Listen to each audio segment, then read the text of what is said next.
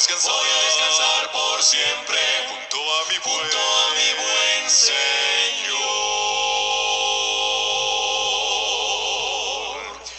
Ya pronto vendrá el Rey de los siglos, a llevarme al dulce hogar. No habrá allí tinieblas, sino ricas bendiciones. Voy a descansar por siempre junto a mi buen Señor.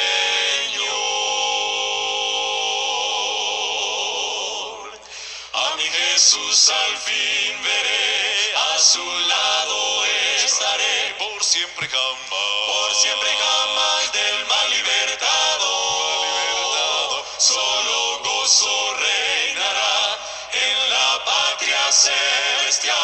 Voy a descansar por siempre junto a mi buen Señor.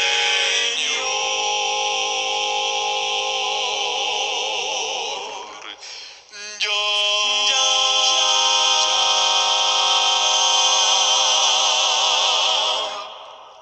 pronto vendrá el Rey de los siglos, a llevarme al dulce hogar.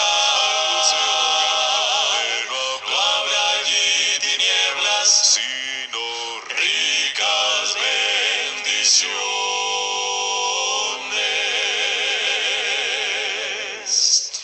Voy a descansar por siempre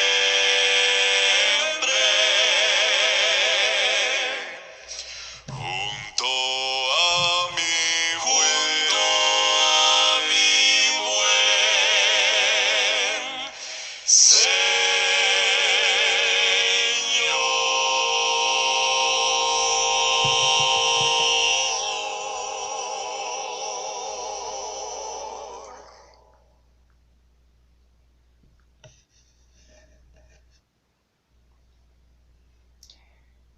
Escribe el apóstol Pablo en la carta a los Romanos, en el capítulo 14, solamente voy a leer algunos versículos.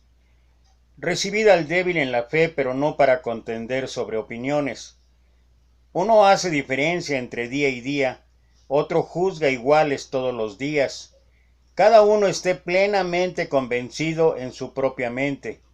Pues si vivimos, para el Señor vivimos, y si morimos, para el Señor morimos.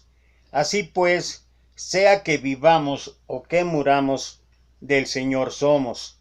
Pero tú, ¿por qué juzgas a tu hermano? O tú también, ¿por qué menosprecias a tu hermano? Porque todos nosotros compareceremos ante el tribunal de Cristo.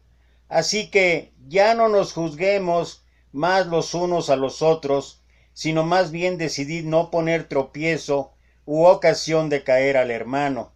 Porque el reino de Dios no es comida ni bebida, sino justicia, paz y gozo en el Espíritu Santo.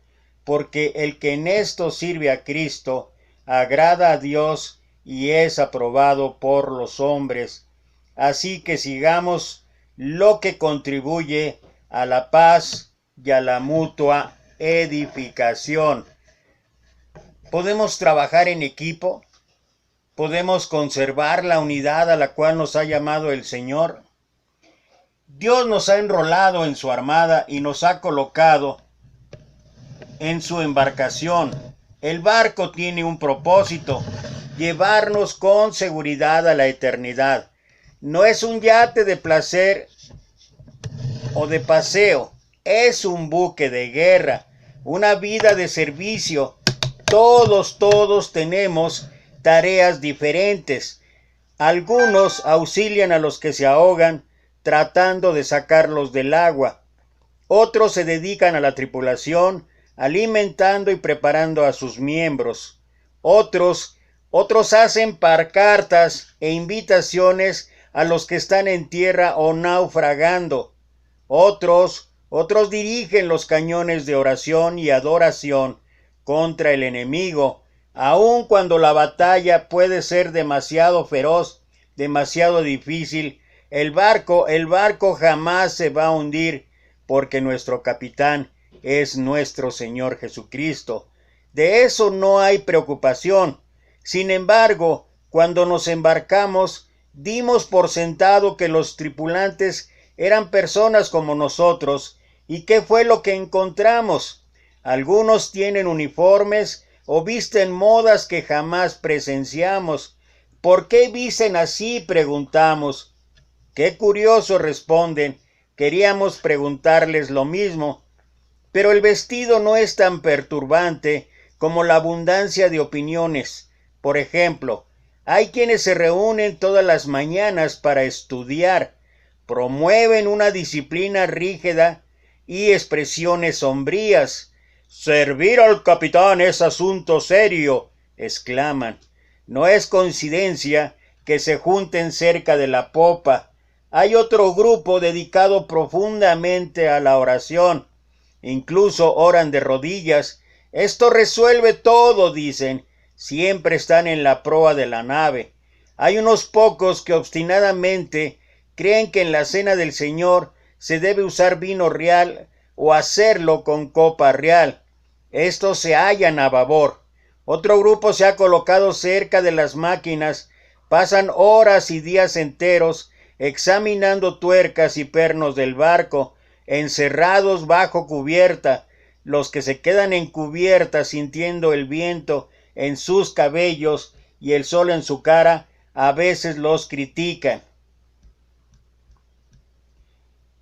Los critican diciendo: lo que importa no es el aprendizaje, sino lo que sientes. Otro grupo piensa que una vez en el barco no puedes desembarcar. Otros dicen que sería una necedad caerse, pero que la decisión es de uno.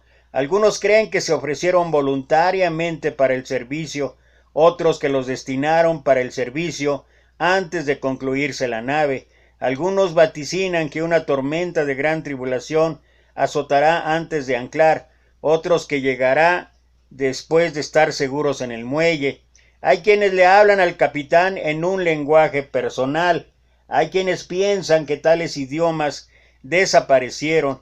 Hay quienes piensan que los oficiales deben usar togas. Hay quienes piensan que no debería ni siquiera de haber oficiales.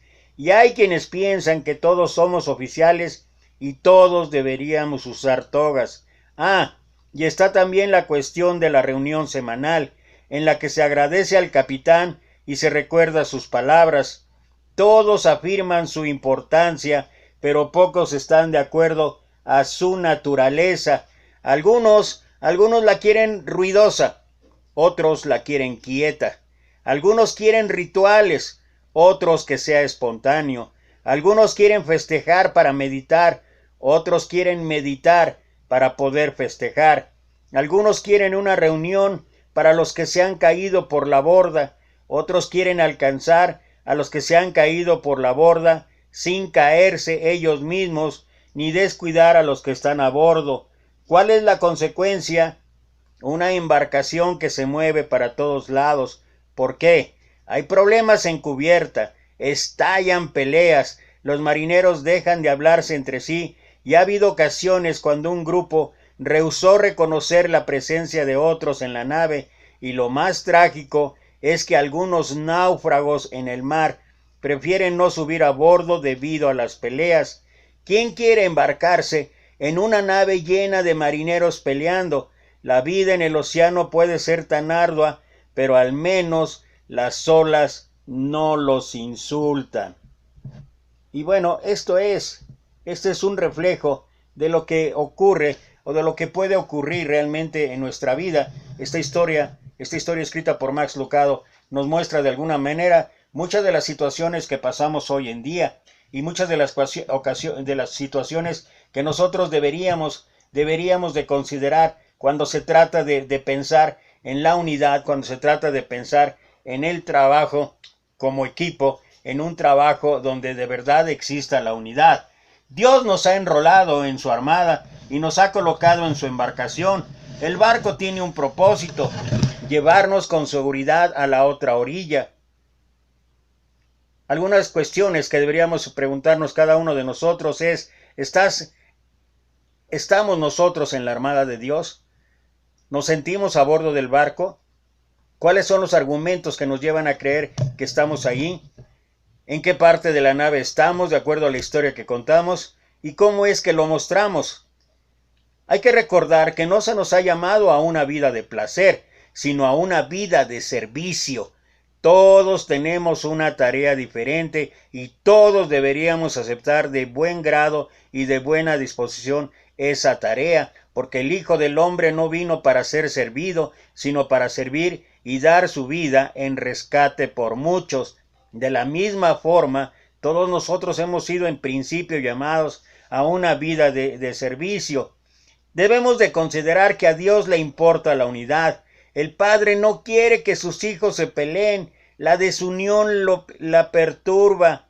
Y cada uno de nosotros debe someter, como dice Pablo, a prueba su propia obra para ver realmente qué es lo que está pasando con nuestra vida y considerar y mirar sinceramente y pensar, dirían que más a menudo han ayudado a mantener la unidad o a crear desunión. En ninguna parte, dicho sea de paso, se nos dice que debamos fabricar la unidad. Se nos dice sencillamente que la guardemos o que la conservemos. Y esto es un hecho. Debemos de considerar cuál es la diferencia entre fabricar la unidad y guardarla. Porque mira Pablo lo que habla en el libro, en la carta a los Efesios, en el capítulo 4, versículo 1 y 2. Yo pues preso en el Señor os ruego que andéis como es digno de la vocación con que fuisteis llamados, con toda humildad y mansedumbre, soportándonos con paciencia los unos a los otros en amor. Y mira el versículo 3 específicamente, cuando hablamos de la diferencia entre fabricar o guardar. Dice, solícitos en guardar la unidad del Espíritu en el vínculo de la paz.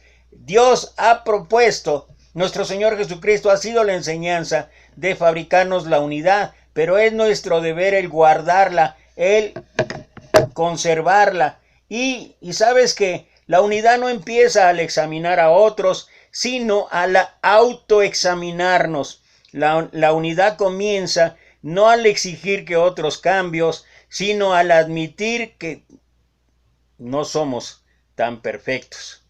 ¿Por qué nos empeñamos en sentirnos a veces únicos?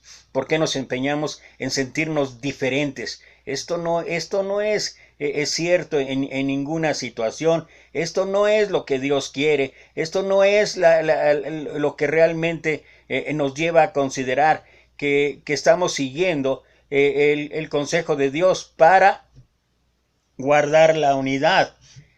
Solo porque un grupo distribuya juguetes en alguna parte del año, no quiere decir que sean cristianos. Solo porque dan de comer al hambriento, no quiere decir que son los escogidos de Dios. Jesús no hizo un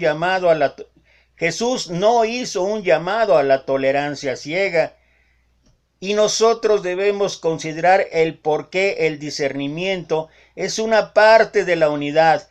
¿Cuál sería la diferencia entre aceptación y tolerancia ciega? Bueno, primero, observa el fruto. ¿Es bueno? ¿Es saludable? ¿Está la persona ayudando o realmente está dañando a la gente? La producción es más importante que el linaje. El fruto es más importante que el nombre del huerto. Esto es algo que deberíamos de considerar.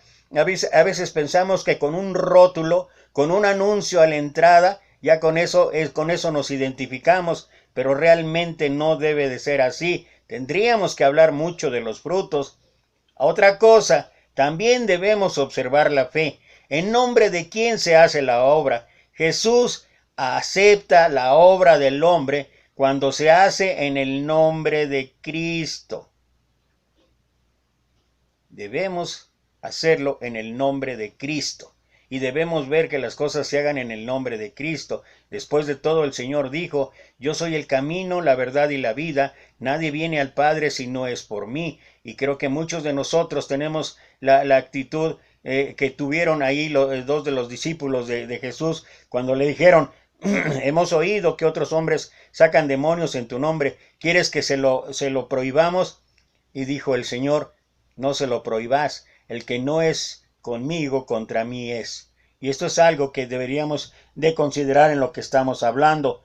Donde hay fe, hay arrepentimiento, y donde hay fe, arrepentimiento y un nuevo nacimiento, hay un cristiano. Cuando hallo a alguien cuya fe está en la cruz y cuyos ojos están en el Salvador, descubro a un hermano.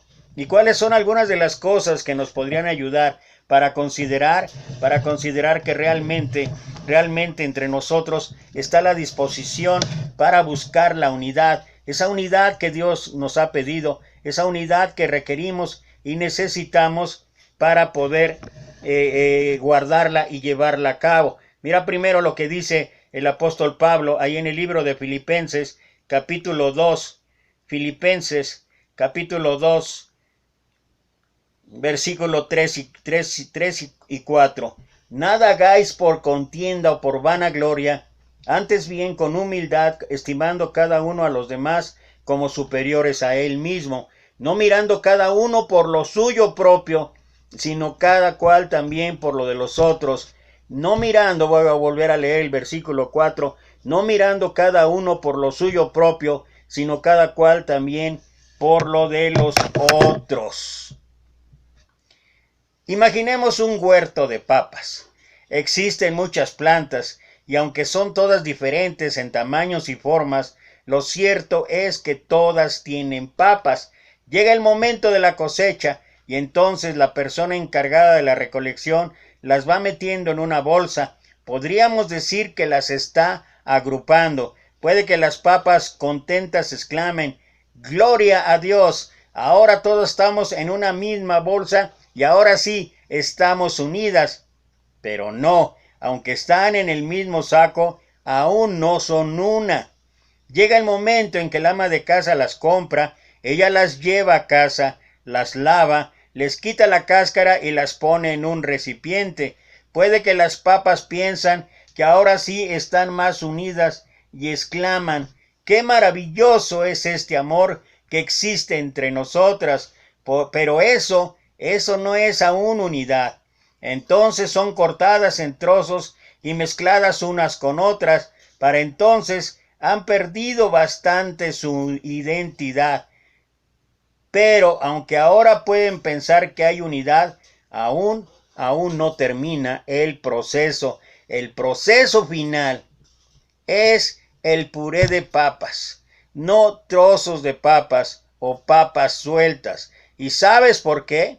¿Y sabes por qué? Y esto es lo que leímos ahí en Filipenses 2:4. Porque cuando son reducidas a puré, ninguna podrá levantarse y exclamar, miren, esa soy yo. Eso es lo que Pablo habla y dice, no mirando cada uno por lo suyo propio, sino cada cual también por lo de los otros. Es ahí cuando empezamos a poner nuestro granito de arena, es ahí cuando empezamos realmente cada uno de nosotros a contribuir a la unidad, a contribuir a un trabajo de equipo. Sin embargo, pareciera ser que esto a veces no es suficiente. Por eso debemos de considerar lo que el apóstol Pablo, regresando al libro de Romanos, escribió ahí en el capítulo 15, versículos 7 al 9. Por tanto, recibíos los unos a los otros, como también Cristo nos recibió para gloria de Dios. Os digo que Cristo Jesús vino a ser siervo de la circuncisión para mostrar la verdad de Dios, para confirmar las promesas hechas a los padres y para que los gentiles glorifiquen a Dios por su misericordia, como está escrito, por tanto, yo te confesaré entre los gentiles y cantaré tu nombre.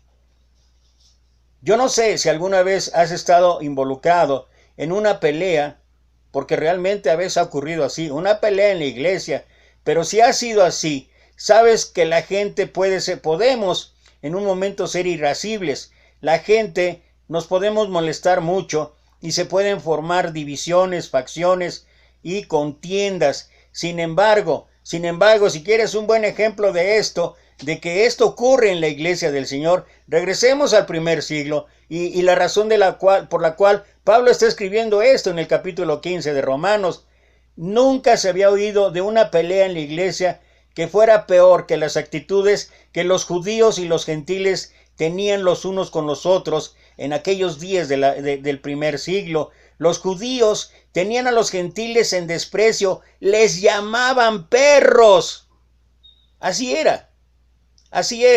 Aunque estaban en la iglesia, había facciones, había divisiones.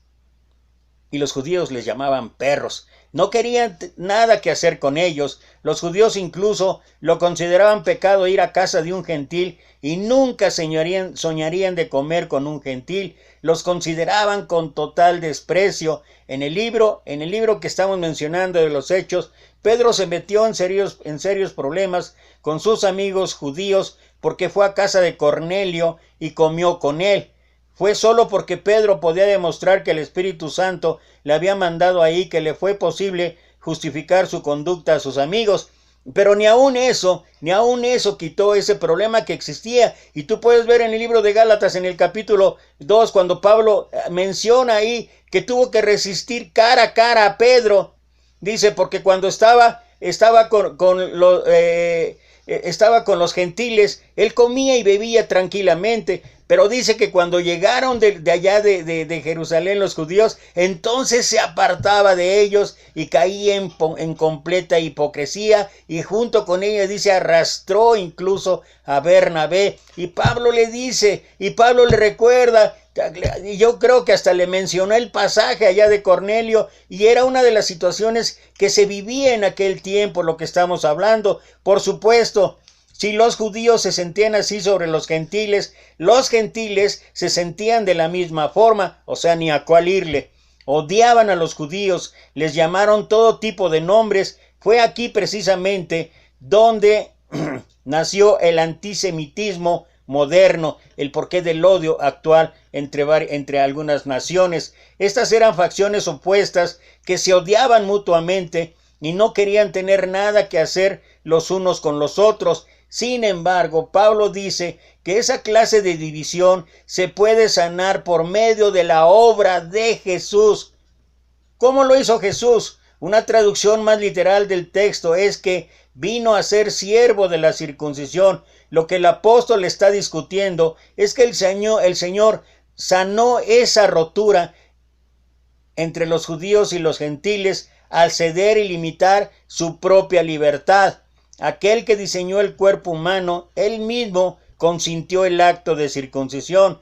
Jesús consintió eso y se limitó a sí mismo de esa forma. Se convirtió en un judío circunciso, aquel que declaró en su ministerio que todas las comidas eran limpias y por tanto dio clara evidencia que entendió la libertad que Dios nos da en el asunto del comer. Nunca jamás comió nada que no fuera kosher o de acuerdo a la costumbre judía. Se limitó a sí mismo a la dieta judía, aunque declaró que todas las comidas eran limpias. Aquel que estaba sin pecado insistió en bautizarse como un pecador. Vino a Juan y le dijo: yo necesito ser bautizado por ti, ¿y tú acudes a mí? Jesús le respondió: permítelo ahora, porque así conviene que cumplamos toda justicia. Es lo que encontramos ahí en Mateo capítulo 3, versículo 13 al 15. Así que aquel que no tenía ninguna razón para ser bautizado, consintió a ser bautizado. Aquel que deseaba sanar las heridas del mundo, dijo que cuando viniera se limitaría a sí mismo a las ovejas perdidas de la casa de Israel. El argumento de Pablo es que los resultados de esa limitación fueron que Jesús acabó con el argumento y con el desprecio entre el judío y el gentil, alcanzó a ambos, judíos y gentiles, para la gloria de Dios. Si seguimos esto, nos daremos cuenta que lo que Pablo está diciendo es que en la muerte y resurrección de nuestro Señor Jesús, Dios mostró su fidelidad a los judíos al cumplir las promesas que hizo a los patriarcas, y mostró su misericordia a los gentiles, salvando a aquellos que estaban sin ninguna promesa. Así que ambos, judío y gentil, se convertirían plenamente en uno como predecían las Escrituras. Lo que Pablo realmente está diciendo es: no necesitan separarse, no necesitan dividirse, no necesitan pelear, no necesitan demandarse los unos a los otros. Se pueden resolver los problemas y Dios es honrado y glorificado cuando lo llevamos a cabo. Nosotros tenemos que dar gracias por este milagro de unidad en Cristo Jesús y debemos pedir que el nombre de nuestro Señor sea preservado en la unidad, que nosotros todos aceptemos esta misión, aceptemos el guardar la unidad, aceptemos el empezar a trabajar en equipo y sobre todo pensando que todo lo hacemos en el nombre de Jesús. Había una junta en el taller de las herramientas. En el taller de las herramientas de carpintería. La junta iba subiendo de tono. Todos estaban quejándose unos a otros de que no podían trabajar en equipo. Finalmente alguien exclamó: aquí vamos a aprender a trabajar en equipo y entonces habrá unidad cuando se vaya el martillo. Y el martillo dijo: ¿y por qué me he de ir yo? Y entonces le contestaron: ¿no sabes por qué te tienes que ir? Date cuenta de tu función, date cuenta de lo que haces. Lo único que sabes hacer es golpear, golpear y golpear a los demás y particularmente a los clavos. Y el martillo dijo: ay, es cierto, no me había dado cuenta, pero sí, tienen razón. Lo único que sé hacer es golpear. Creo que sí. Para contribuir a la unidad y al trabajo de equipo necesito irme. Pero si yo me voy, se tiene que ir el desarmador. Y entonces el desarmador dijo: ¿y yo por qué me tengo que ir? ¿Cómo por qué? ¿Qué es lo único que sabes hacer? Lo único que haces es retorcer y retorcer y retorcer a los demás y particularmente a los tornillos. Y entonces el desarmador dijo: es cierto, eso es lo único que hago. Bueno, me tengo que ir. Si quiero colaborar al trabajo de equipo y que haya unidad en el taller, me tengo que ir. Pero si me voy, que se vaya también conmigo la lija. Y entonces la lija dijo: ¿y a mí? ¿Y a mí por qué? ¿Por qué me metes en tus relajos? Y entonces el desarmador contestó: ¿acaso no te has dado cuenta cómo eres? Eres rasposa, raspas. No puede uno estar junto a ti porque raspas, literalmente eres molesta y particularmente raspas a la madera. Y la lija, sorprendida, dijo: oye, es cierto, sí, me tengo que ir, pero si yo me voy, que se vayan los clavos. Y los clavos juntos exclamaron: ¿y nosotros por qué? ¿Cómo por qué? Si el martillo ya no está, ¿ustedes para qué sirve? Y los clavos dijeron: es cierto, pero en ese caso, si nos vamos, también se tienen que ir los tornillos. Y los tornillos también exclamaron: ¿y nosotros por qué? ¿Cómo por qué? Si el desarmador no está, ¿ustedes para qué sirven? Así es que uno a uno, todas las herramientas se estaban expulsando del taller de carpintería, hasta que de pronto escucharon una voz. Era la voz del carpintero, la voz del maestro carpintero. Todas las herramientas regresaron a su lugar, y entonces llegó el maestro carpintero y empezó a trabajar. Y en el trabajo utilizó a todas y cada una de las herramientas. Utilizó el martillo, utilizó los clavos, utilizó el desarmador, utilizó la lija, utilizó los tornillos, la sierra y todos y cada una de las herramientas que había en el taller. Y al final, una obra maestra, un púlpito desde donde se predicarían las buenas nuevas para el mundo. Yo sé que entre nosotros, allá vemos algunos que tal vez somos martillos, que tal vez golpeamos, y tal vez no físicamente, pero sí con palabras. También es cierto que hay algunos que somos o que son rasposos o rasposas. Y es cierto que no se puede, hay que tener mucho cuidado, mucho tacto para tratar con ellos. Es cierto que algunos somos como el desarmador, nos encantan los chismes, las murmuraciones, o sea, retorcer a los demás. Y también es cierto que algunos somos como los clavos o los tornillos que se necesita estar empujando y empujando y empujando para que hagan algo. Pero ¿sabes qué? Todos nosotros somos importantes.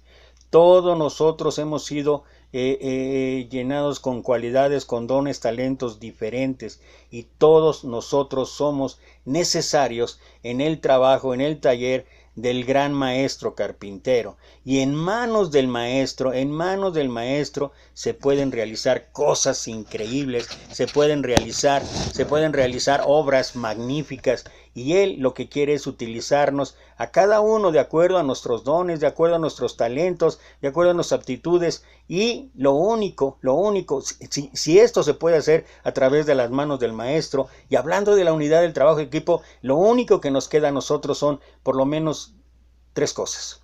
Número uno,